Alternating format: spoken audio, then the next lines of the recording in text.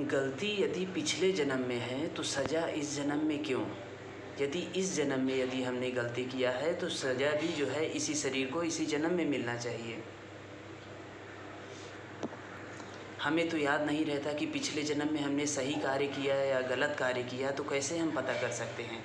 हरे कृष्णा जी, मैं हूँ राजन कुमार गुप्ता। आइए जानने का प्रयास करते हैं।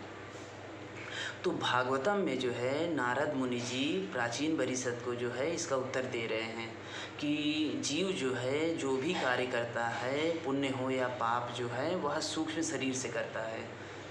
स्थूल शरीर जो है पंच महाभूत से बना है, पृथ्वी, जल, अग्नि, वायु और आकाश से। और सूक्ष्म शरीर में क्या है? मन, बुद्धि और अहंकार, और उसी में आत्मा निवास करती है। तो जो भी वो कार्य करता है, पुण्य हो या पाप हो, वह सूक्ष्म शरीर में करता है।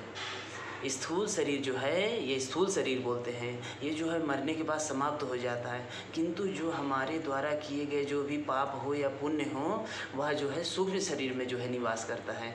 फिर वो क्या करता है, मरने के बाद फिर वह ट्रांसफ़र हो करके फिर एक नया जो है स्थूल शरीर में धारण करता है। फिर वहाँ जा कर के फिर वो और एक कर्म करता है। इसलिए भगवद गीता में भगवान श्री कृष्ण जो है बहुत सुंदर जो है श्लोक बताते हैं कि तस्मात् सर्वेषु कालेषु माम अनुस्मरणं युद्धजा मयि अर्पित मनोबुद्धिर मामे वैश्यसि संशया, कि हे अर्जुन, सभी कालों में मुझे याद करते हुए तुम कर्म करो। ये मन और बुद्धि को मुझे अर्पित कर दो और इसके विषय में तुम संशय मत करो। मतलब हमें अपना मन और बुद्धि को जो है भगवान श्री कृष्ण के चरण कमलों में लगा करके उसके बाद हम ये सांसारिक कार्य कर सकते हैं। लेकिन हम सब क्या करते हैं कि अपने मन और बुद्धि को इस सांसारिक कार्यों में लगा करके जो है, जब हम सांसारिक कार्य में मन, बुद्धि और अहंकार जब ये सब लगा देते हैं तो भगवान जो है क्या होता है, हमसे डिस्ट्रैक्ट हो जाते हैं, अलग हो जाते हैं। फिर भगवान फिर हमारे लाइफ में नहीं रहते। हमें क्या करना है? कार्य तो करना ही है।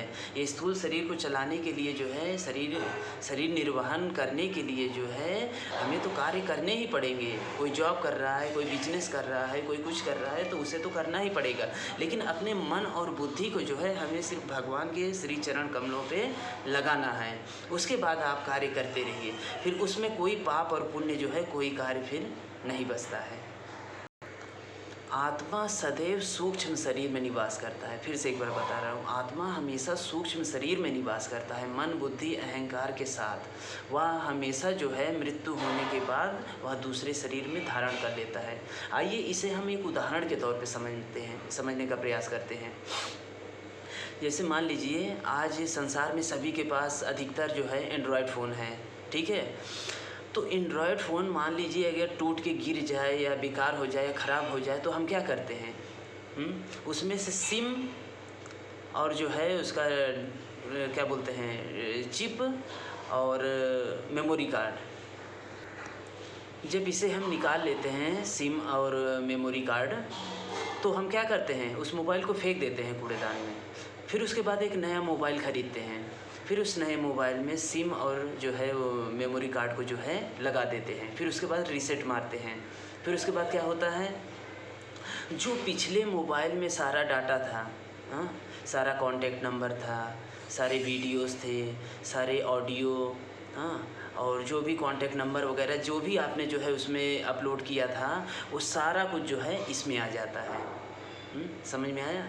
तो मतलब जो पिछला मोबाइल जो ख़राब हुआ और उसमें जो भी कुछ सेव था, उसमें से सिम और चिप को जो है निकाल करके जब नए वाले फ़ोन में लगा देते हैं, उसके बाद क्या होता है, वो सारा चीज़ जो है इसमें अपलोड हो जाता है। तो ठीक उसी प्रकार जो है इस शरीर से हम जो भी कार्य कर रहे हैं, समझने का प्रयास करिए, इस शरीर से हम जो भी कार्य कर रहे हैं वह सूक्ष्म शरीर से कर रहे हैं, मन, बुद्धि, अहंकार से कार्य कर रहे हैं। तो इसी में जो है पाप पुण्य जो भी हमारा स्टोर रहता है, वो क्या होता है, जब इस शरीर को मरने के बाद जो है शरीर ख़त्म हो जाता है, तब इसमें से सारा सूक्ष्म शरीर निकल करके आत्मा के साथ फिर नए शरीर में धारण कर लेता है। फिर हम ये कहते हैं कि इस जन्म में मैंने तो कोई ऐसा गलत कार्य नहीं किया था, फिर हमें क्यों सज़ा मिल रही है, क्यों हमें दुख मिल रहा है इस जन्म में? बिल्कुल सही है। इस जन्म में आपने हो सकता है कि आपने कोई गलत कार्य नहीं किया है, लेकिन क्या आपका पिछला रिकॉर्ड पता है? आपने पिछले जन्म में क्या किया था, क्या नहीं किया था? किसी को नहीं पता रहता। सिर्फ मन, बुद्धि, अहंकार में ये सब जो है ना, आत्मा के साथ सब स्टोर रहता है, सब भरा रहता है। तो इस वजह से हमें इस शरीर के नहीं पता चलता कि इस शरीर में मैंने कुछ नहीं किया। लेकिन हमारे पिछले जन्म में या उससे पिछले कभी ना कभी जो मैंने गलत किया रहता है, उसका सज़ा जो है हमें अगले जन्म में मिलता है। तो इस चीज़ को हमको समझना पड़ेगा। तो इस मतलब उदाहरण का निष्कर्ष क्या निकलता है कि हमारे द्वारा किए गए जो भी कार्य है, पाप हो या पुण्य हो, वो हमारे सूक्ष्म शरीर, मन, बुद्धि, अहंकार के साथ जो है रहता है। ठीक है। उसके बाद जब ये ट्रांसफ़र होकर दूसरे शरीर में जाता है, फिर उसी का पहले वाले किया गया का जो है कर्मों का फल वो हमें अगले जन्म में मिलता है।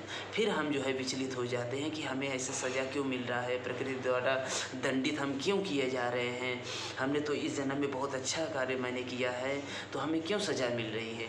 तो इस चीज़ को हमको समझना पड़ेगा। जब हम इस चीज़ को हम जान जाएंगे, तब हम ये चीज़ फिर हम नहीं कह पाएंगे कि हमें दुःख मिल रहा है, क्यों मिल रहा है।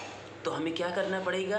तो हमें ये जो जीवन है, ये जो जीवन अभी हमको मिला है, प्रेजेंट टाइम, अभी जो ये शरीर है, इसमें हम ऐसा क्या करें कि हमारा अगला जन्म या और अगला जन्म हमारा सुधार आ सके, हमारे अंदर परिवर्तन आ सके। वो हमें कैसे पता चलेगा? वो भगवान गीता में कह रहे हैं ना कि अपने मन और बुद्धि को सिर्फ मुझ में लगाओ अर्जुन। अपने मन और बुद्धि को जब भगवान में, श्री चरण कमलों पे जब हम लगा देते हैं, तो आप सांसारिक कार्य हमेशा करते रहिए। आप पहली बात, कोई पाप नहीं होगा, कोई पुण्य नहीं होगा, इसका कोई भी उसका रिएक्शन नहीं होगा।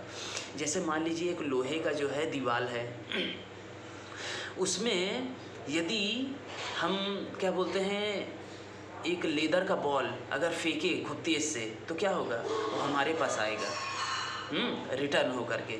और वही अगर हम लोहे के गेंद से, चुंबक की गेंद से अगर वही लोहे की दीवार में यदि हम फेंकें, तो क्या होगा?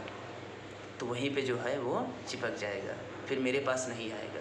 तो सेम इसी प्रकार है, जब भगवान के लिए, भगवान को समर्पित हम सारे कार्य करते हैं, भगवान की प्रसन्नता के लिए जब हम सारे कार्य करते हैं, तो उसका कोई भी हमें रिएक्शन नहीं मिलता। चाहे पाप हो या पुण्य हो, कोई भी कुछ भी नहीं बनता, कोई भी रिकॉर्ड नहीं बनता पाप पुण्य, सब कुछ जो है जल के भस्मीभूत हो जाता है।